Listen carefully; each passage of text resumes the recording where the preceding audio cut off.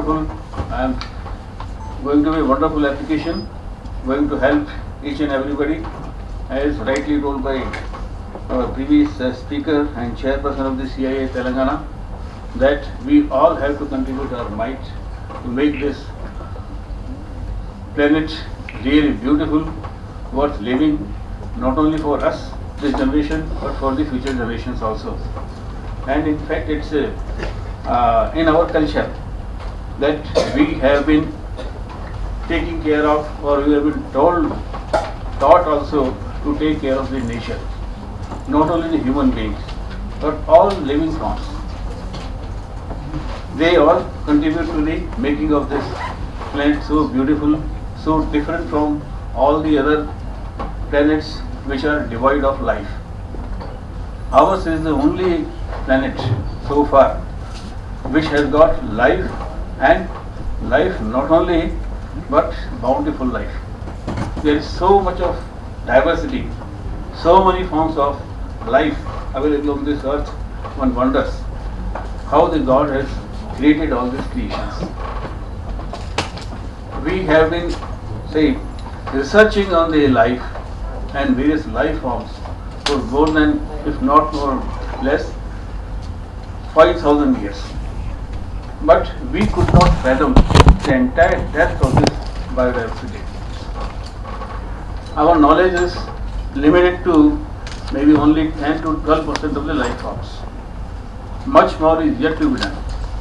So, launching of this application and involving the young children and society in general for mapping of biodiversity is a very big step, and much more needs to be done. We have to walk miles before we sleep. Our country, when we come to this globe, is one of the biodiversity hotspots in the world. And we are endowed with so many forms of life, right from the big animals to the microorganisms. And we have to discover, and they all contribute to the ecosystem and ecological balance, maintenance of the ecological balance. Unfortunately, human beings have been so greedy that they have been using all forms of life as well as other parts of the ecosystem also for his own services, for the services of the mankind. We should not forget that we are not contributing anything. We are neither producers nor we can convert energy into one form to other. We are dependent heavily for our sustenance on all these life forms other than the human beings. Whether it is for our requirement of food, energy, you talk of anything, we are dependent on the other forms of life. And we don't know what all is required for their sustenance. We are all worried out only about our survival, our existence, our prosperity. And anything which is not suitable for us, or which we don't feel that it is in any way useful to us, we don't mind sacrificing it. And as a result, we have seen that as per an estimate, around the turn of the previous century, around 1900, there were about 40,000 tigers roaming freely in our country. And sadly, because of our greed, we have hunted down them so much that the number crammed down, crashing to less than 2,000 by the year 1970. And this set the alarm bells. And then the government, the people, they woke up and they started acting, and it resulted in the launch of the Project Tiger. It's not only for the sake of tiger that this project was launched.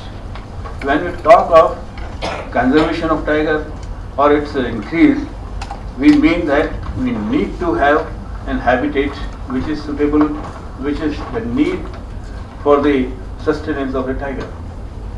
So that was the first big step that we took.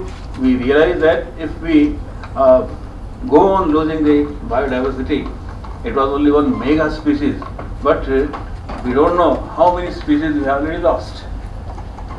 The fauna as well as flora, everything, many things have gone without our notice also.